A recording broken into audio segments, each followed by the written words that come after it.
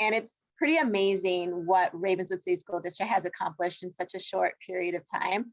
I am going to share my screen once I get myself situated here. And Melee, if you can give me a thumbs up when you see the title page. Okay, I did it. Okay. Yeah, so very quickly, last summer, we were in the midst of trying to figure out how to get devices to also our our new students, but all the students, right? Making sure that not only did they have the laptops, but our younger ones had iPads. And so the technology team really came together in partnership with the foundation, the Ravens Education Foundation, with Chan Zuckerberg, and other support agencies that came to help us make sure that there was no gap in terms of the amount of students who needed technology. It was in their hands, whether it was the devices or the hotspots. It was over 1,000 devices that were distributed. And we could not have made that could not have been accomplished without the staff from the technology department also doing the due diligence and engaging directly with families. So I'm not sure how many technology directors are directly communicating with families, but Solomon was right there amongst all of our parents at the school sites along with his team. And we also established a reopening committee that had trustees along with parents, community partners like the Boys and Girls Club, our counseling, mental health support services. All of our directors were involved along with a couple of our all of our principals. And we had teachers and classified staff. And we wanted to make sure that we heard the voices of all of our stakeholders that make up the community in Ravenswood to ensure that we are addressing needs, we're addressing concerns, and we're keeping everybody informed. And because of just the context in which we were in regards to the positivity rate, unilaterally with the board's approval, we decided to continue with remote learning. So we knew that remote learning wouldn't be able to provide and meet all the needs of our students. And so in partnership with several organizations, like the one that Michelle Sharkey had helped establish, the 49ers Academy and the Boys and Girls Club of the Peninsula, along with the East Palo Alto Tennis and Tutoring, we were able to launch learning hubs, which allowed students to be on campus supervised, being able to log in, have the devices, have supervision, and make sure that they're able to engage in their learning while on campus. And so we really appreciate the partnership and the staff that helped us transition and also kind of explore how to make this possible and work for when we were truly going to scale up and bring our students back on campus.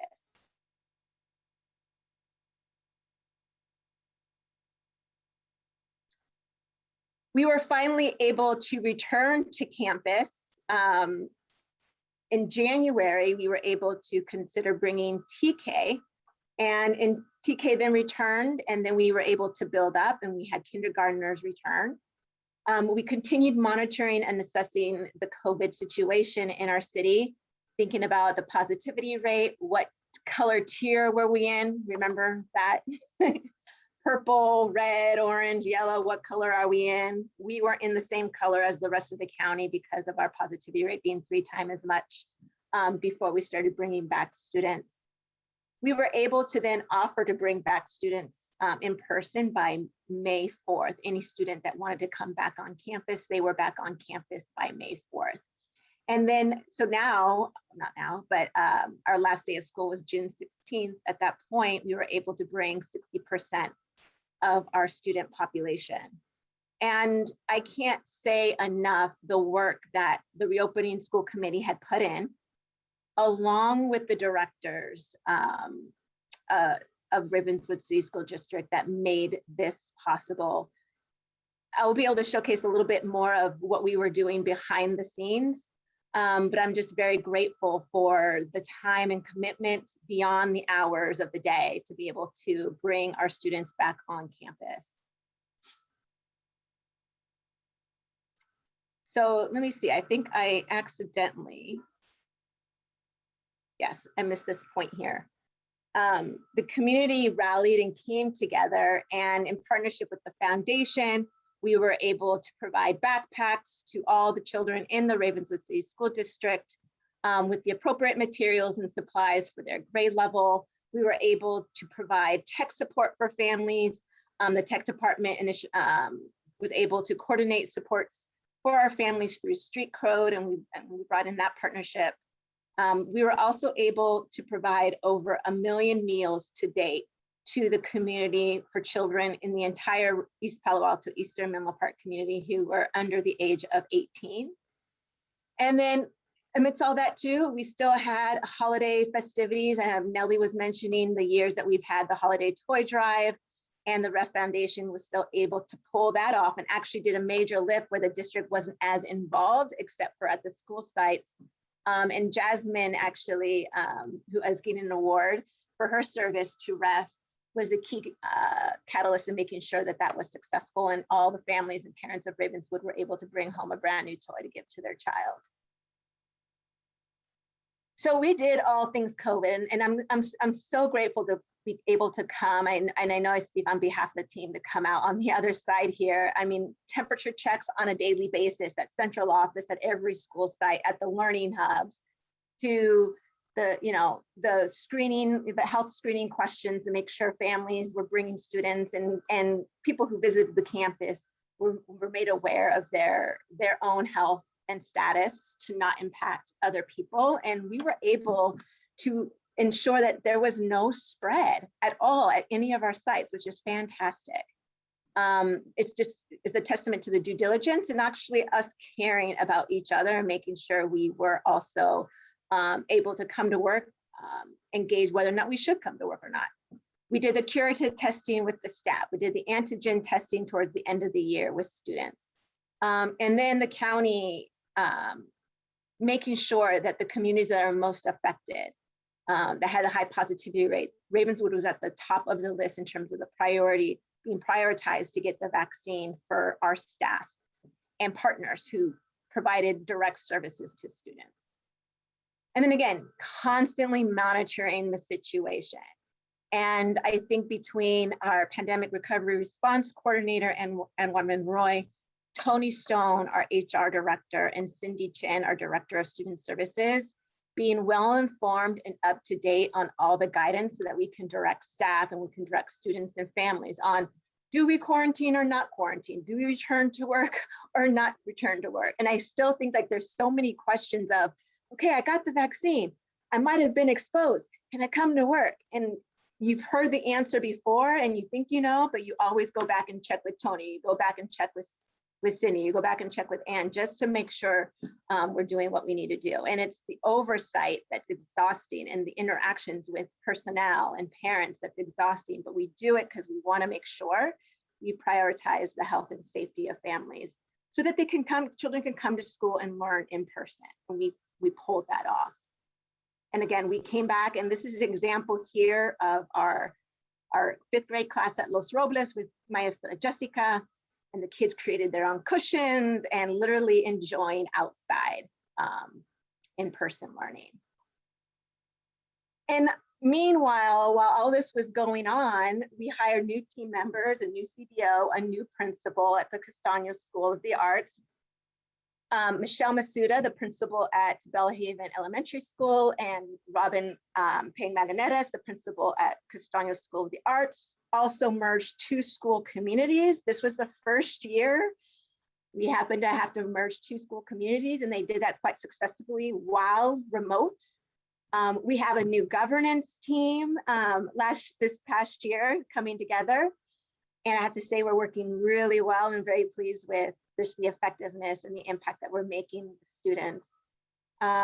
Staff had to learn new ways of teaching, and students had to learn how to learn remotely, and new platforms and new technology and new websites and things, that we wanted to explore to see how well we can help engage students in the content while we're teaching from home and students are learning from home.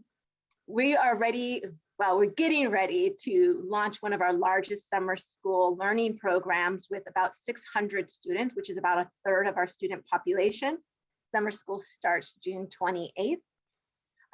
We had our C&I team, our director, Lada Berenin, who's helped lead us through development of the LCAP, and we've had several people on our cabinet team members help write the LCAP, Tony Stone, Jennifer Graham, Cindy Chen, and we presented, and we're going to present that later on this evening for the board to consider to approve, along with updating our strategic plan with Ann Roy, connecting with all of our directors who are owners of many milestones. So not only were we launching remote learning and figuring out how to bring students back at the same time, but our directors were also owners of milestones that we want to accomplish to make transformational change here in Ravenswood.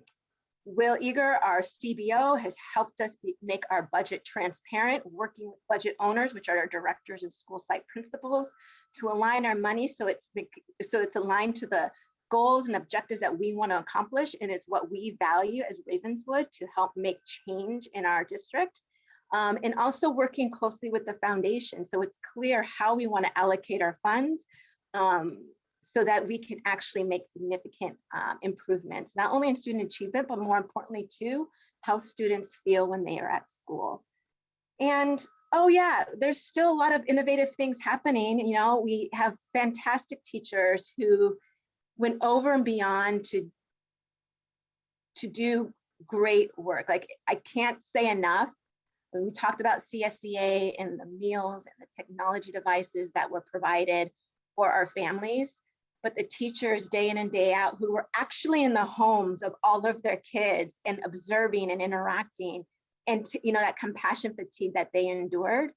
Amidst all of that too, there were successes. And like, we sent kids to the World's Robotic Championships, and we had a 7th grader, I think a 6th grader, place 3rd in the world, right? And here we have our RTA son, Jalen here, who also participated. And we can't count out Ravenswood. Ravenswood does great things because we know how to do hard things. And I want to just extend my gratitude to the team again. 2021-22 school year, we are ready to bring all of our students back on campus, and we want to make sure that the initiatives that we put in place, we execute well, implementing our strategic priorities, implementing our LCAP goals, and making sure that we provide to the board evidence of the progress that we are going to make in 21-22 school year.